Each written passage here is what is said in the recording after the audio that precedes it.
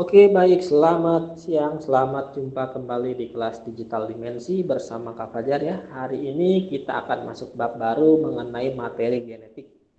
Ya, akan kita bagi menjadi 2 atau 3 pertemuan. Kali ini kita bahas materi genetik yang pertama dulu ya, mengenai kromosom ya. Jadi kita langsung saja. Nah, ini dia. Kita belajarin dulu yang namanya hubungan antara kromosom, DNA dan gen. Ya, hubungannya apa tuh? Hubungannya baik-baik saja, HTS, alias hubungan tanpa status, atau Sebastian, sebatas teman tanpa kepastian ya. Itu biasanya hubungannya Ajeng ya, Jeng ya. Kata Ajeng, saya lagi kayak yang kena. Oke, jadi kromosom itu, DNA dan gen hubungannya seperti ini. Ya, ini adalah sel. Nah, di dalam sel ada namanya nukleus atau inti. Di dalam nukleus inilah terdapat benang-benang yang menyerap warna dan mengandung DNA yang kita sebut namanya kromosom. Nah, kalau di zoom kromosom bentuknya seperti ini. Ya, bentuknya seperti ini. Ya. Nanti karena dia kan tadi sebut kromosom, kenapa nih? Kita asal usulnya dulu. Kromosom itu dari 2 kata. Ya, kroma dan soma.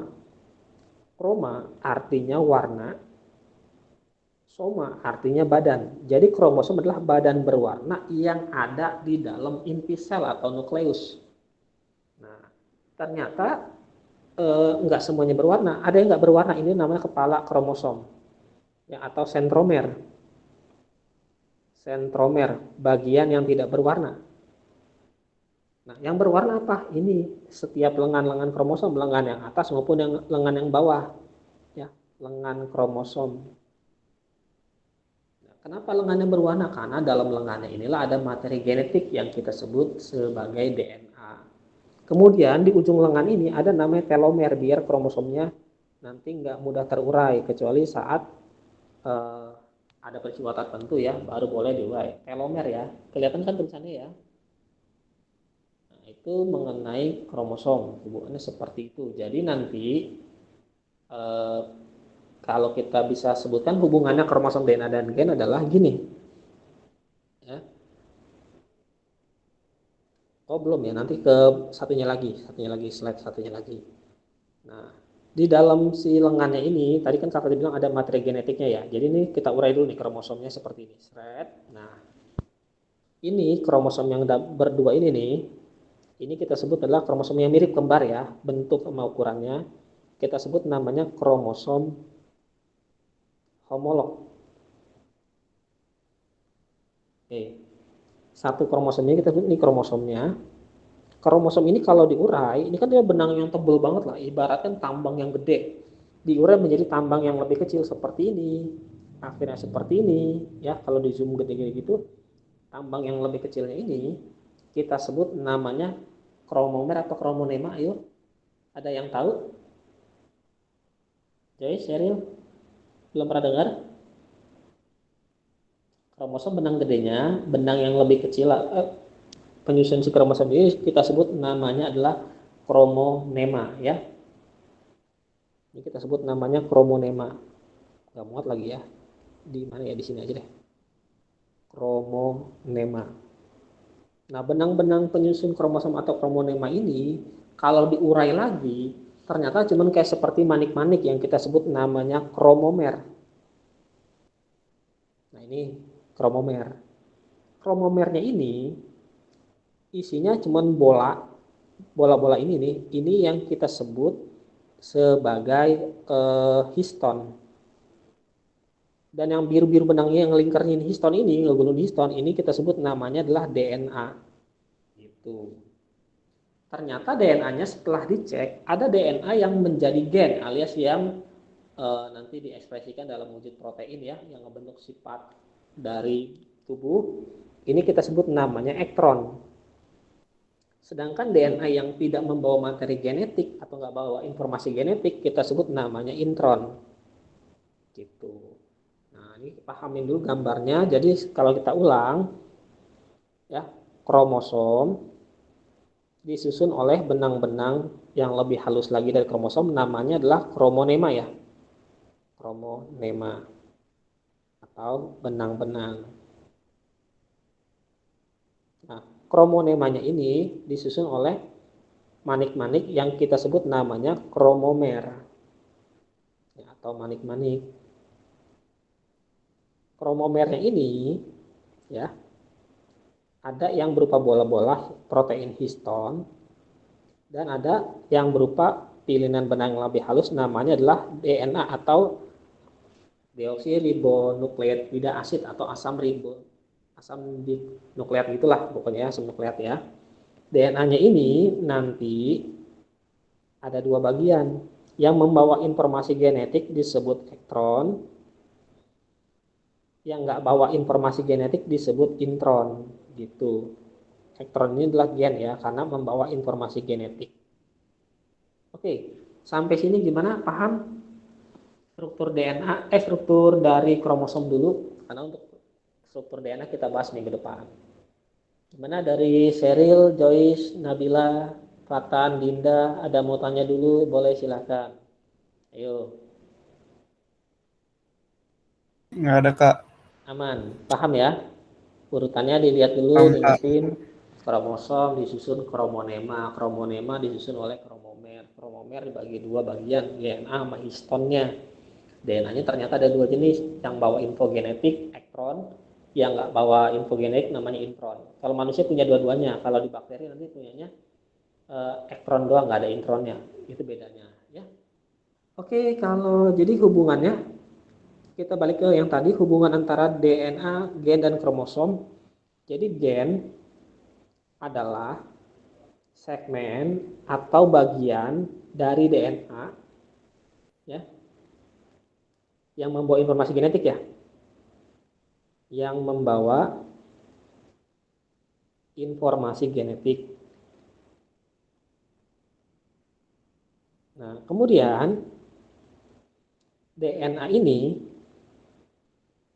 akan disusun dalam bentuk yang namanya kromosom ya. Nah, kemudian letak kromosomnya ada di mana? Letak kromosomnya ada di mana? Dalam apa? Organel apa? Nukleus. Organel namanya nukleus ya, atau inti sel. Jadi hubungannya kurang lebih seperti itulah ya, kurang lebih seperti ini. Jadi ingat, kalau dia punya kromosom berarti dia ada DNA-nya. Ada juga sel yang nggak punya DNA. Kenapa? Karena selnya itu tidak ada kromosomnya.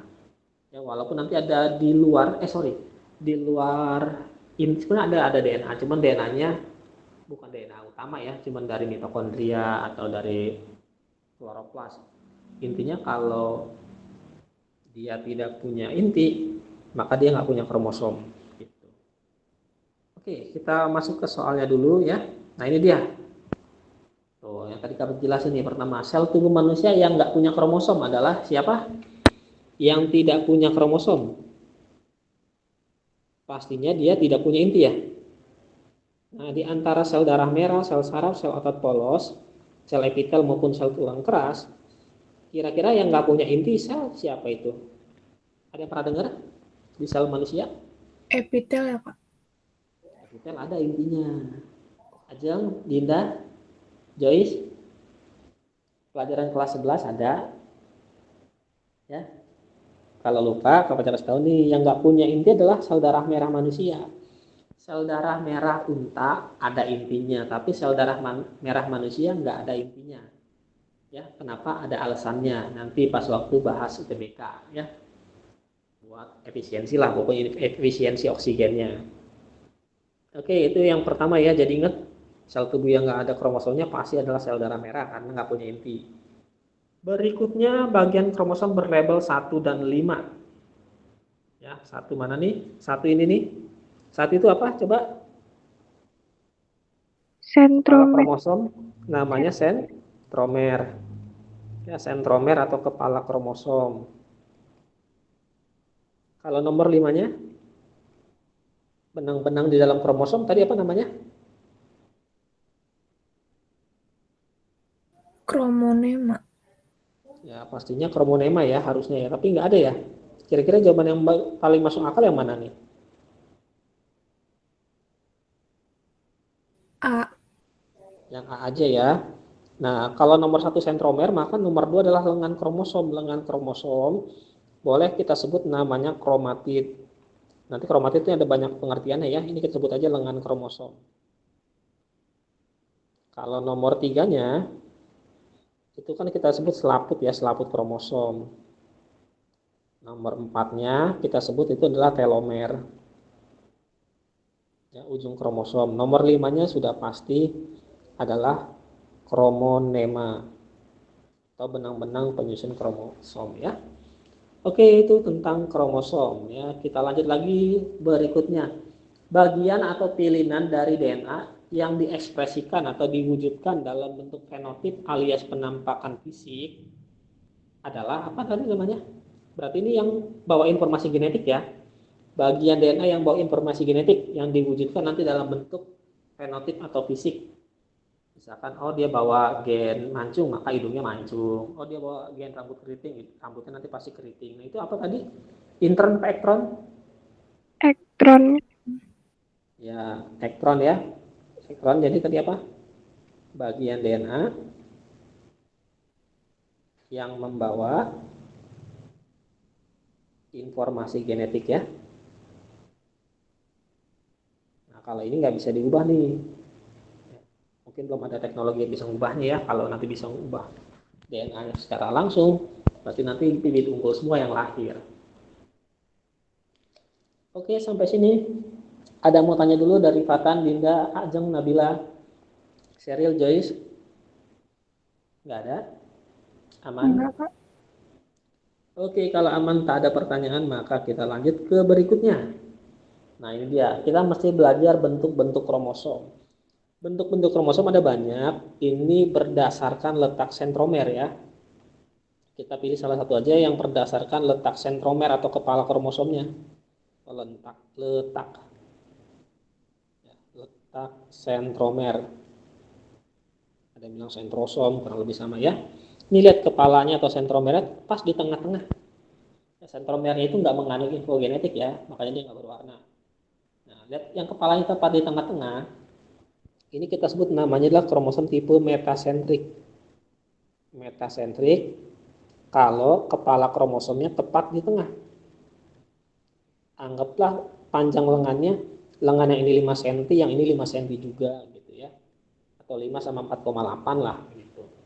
Nah, kalau dia agak geser sedikit ya, nggak tepat di tengah, ini yang gambar kedua ini nama submetasentrik.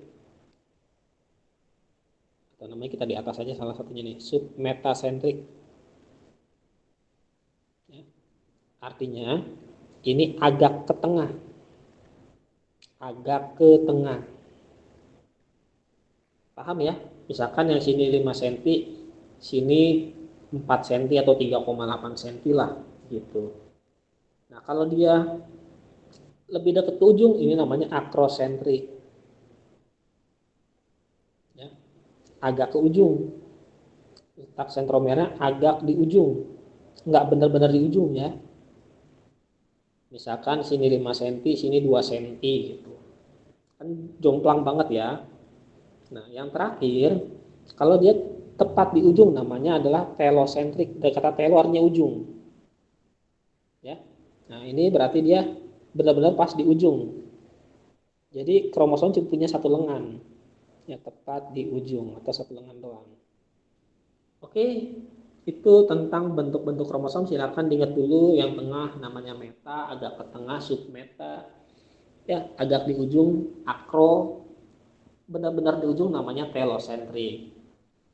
Gimana? Sampai sini? Ajeng, Nabila, Dinda, Fatan ada mau tanya dulu nggak?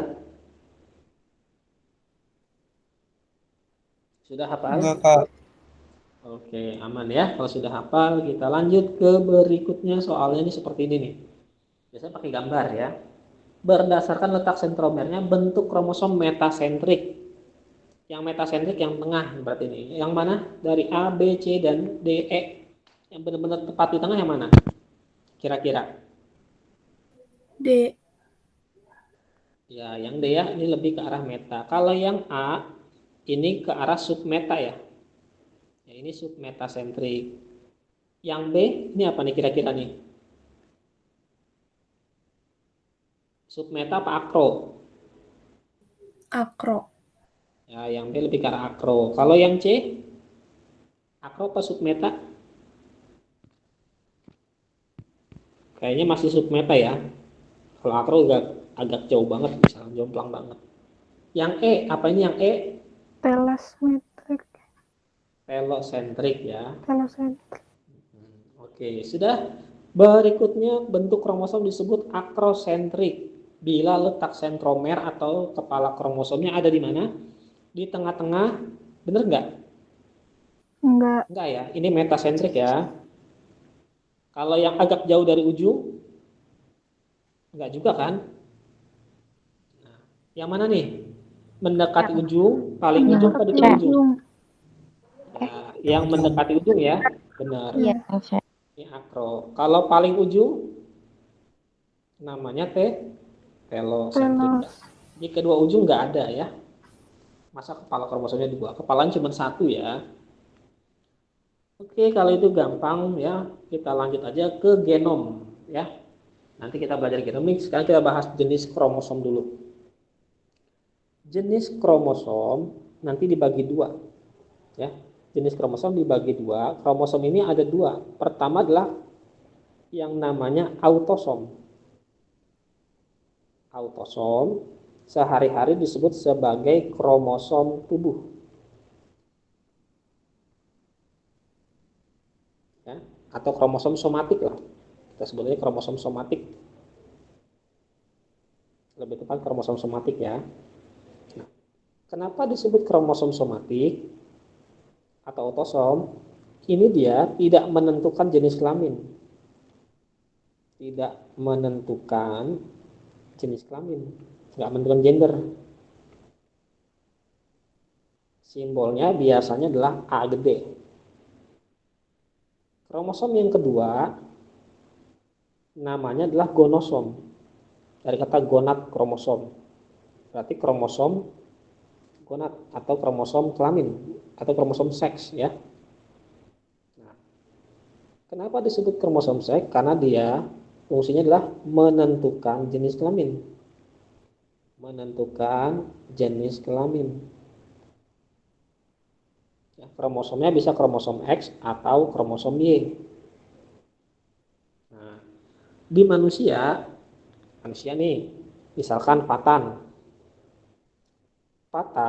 punya total 46 kromosom. Terdiri dari 44 autosom plus kromosom X dan kromosom Y. Ya, sepasang kromosom XY berarti. Nah, ini boleh ditulis 22 pasang autosom tambah XY. Kalau yang 44A ini berarti 44 buah autosom gitu. Nanti kalau Fatan bikin sperma, menghasilkan sperma, ini spermanya tinggal 22 autosom tambah X saja atau 22 autosom tambah Y saja. Gitu. Inilah yang namanya diploid. Artinya kromosomnya utuh masih berpasangan. Yang pas di sini di gamet inilah namanya haploid, kromosomnya sudah tidak berpasangan gitu. Itu masuk konsep haploid diploid. Tapi kalau misalkan dia seorang perempuan, misalkan Ajeng punya 46 kromosom juga sama seperti Fatan. Terdiri dari 44 buah autosom dan sepasang kromosom X. XX ya, ini gonosom. XX itu gonosomnya. Boleh ditulis 22 pasang autosom atau AA ditambah XX gini, boleh. Nanti kalau ngasilin ovum ya, cuman ngasilin 22 autosom plus sebuah kromosom X doang gitu. Ya, jadi nanti yang A-nya itu adalah si autosomnya, yang XX-nya ini adalah gonosomnya. Oke, sampai sini gimana? Tentang ini paham? Jeng, Fatan, Nabila. Paham. Ya, ini ulang materi SMP juga ya. Nah, kalau nanti baca karyotipe, nih, tadi bukan genotipe sebenarnya karyotipe ya. Ini karyotipe laki-laki atau apa nih? Karyotipe laki-laki apa perempuan nih? Saya geser dulu ke atas. Yang gambar pertama, yang sebelah kiri. Laki-laki, Kak. Nah, kenapa? Ada penandanya nih, XY. Inilah gonosomnya. Gonosom XY-nya. Ya, ini laki-laki ya. Jadi karyotipe itu kumpulan kromosomnya dari yang nomor 1 yang paling gede, kemudian nomor 2, sampai nanti yang beda sendiri nomor 23 ya. Nomor 23 pasang ya si gonosomnya. Kalau yang ini perempuan, nah ini gonosomnya ini nih XX, lihat ada bedanya. Kalau pas di laki-laki gonosomnya yang satu gede yang satu kecil. Kalau di perempuan gonosomnya mirip sama gedenya gitu ya. Kurang lebih nggak melengkung lurus gitu aja. Jadi jangan sampai salah. Nanti kalau misalkan Kak kromosomnya sepasang-sepasang, iya ini namanya diploid sepasang-sepasang gitu. Kak kalau ada yang lebih gimana? Misalkan kalau lebih di nomor 21 di sini jadi ada 3, harusnya sepasang ya berdua doang. Ternyata ada 3. Itu nanti kena penyakit keturunan namanya sindrom Down ya, atau yang suka dibilang maaf idiot gitu ya. Akhirnya lemah itu yang matanya sipit, yang ileran, alisnya melengkung, agak menyatu gitu. Nah itu dia, karena kromosomnya berlebih. Ya penyakit yang kayak gini nggak bisa diobatin ya.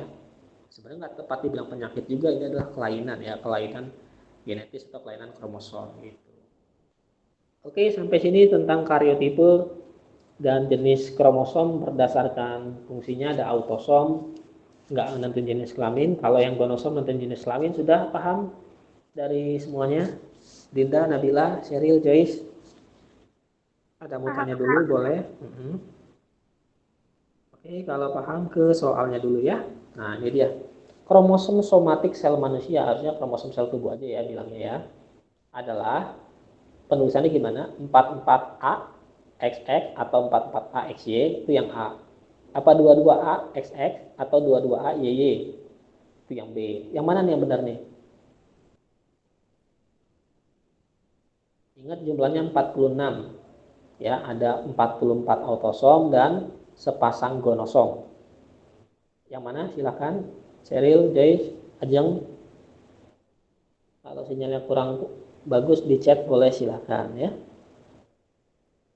Yang mana dari A sampai E jawabannya? Bingung? Yang A bukan, Kak.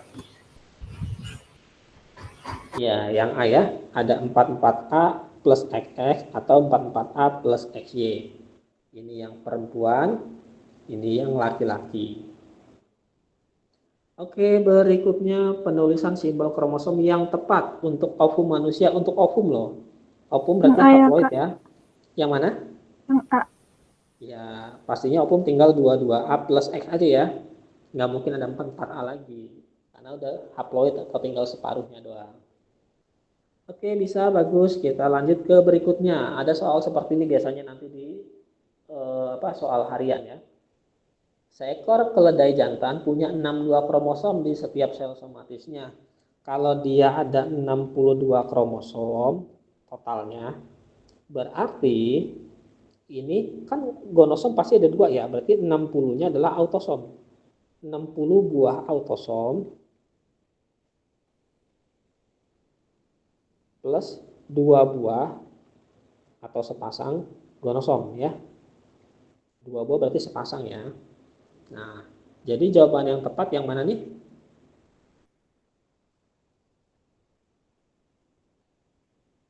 Boleh silakan. Sudah kelihatan jelas itu? Yang E. Yang E, Kak. Dia jantan. Ada kata jantan. D, Kak. Yang Pastinya Yang D. yang D. Kalau yang E ini untuk yang betina ya. Jadi hati-hati, kadang-kadang soalnya kita ada yang kelewatan. Oke, sudah, ini pasti bisa. Kita lanjut ke soalnya. Nah, ini soal yang sering keluar nih. Ini soal sering keluar. Gambarnya macam-macam. Gambar di atas menunjukkan kromosom jantan dan betina dari Drosophila. Drosophila itu semacam lalat buah. Ya, jumlah kromosomnya cuma sedikit, ada 8. Kromosom yang menentukan jenis kelamin. Kromosom yang menentukan jenis kelamin tadi kromosom apa namanya? Gonosom atau autosom? Namanya gonosom ya. Nah, kira-kira yang termasuk gonosom ini yang nomor berapa?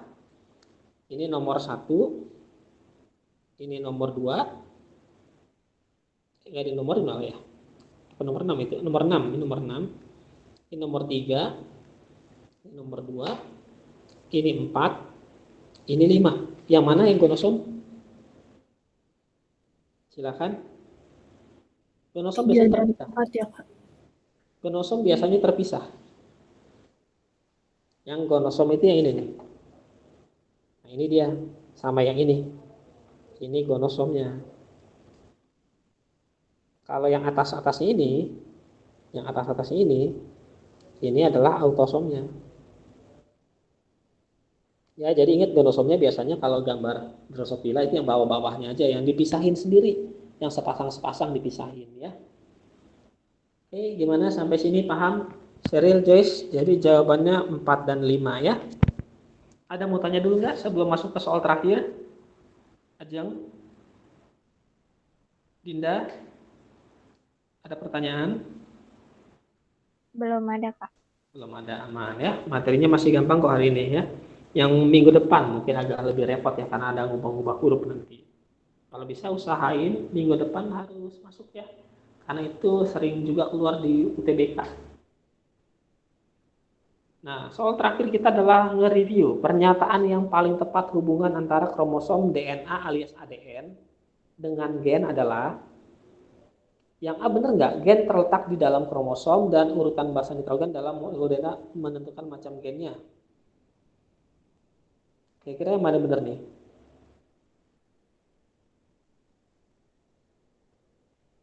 Masih harusnya belum boleh nih ya karena ada strukturnya ya. Kira-kira yang mana yang benar dulu deh dari A sampai E. Disusun molekul DNA dan gen yang paling tepat ya.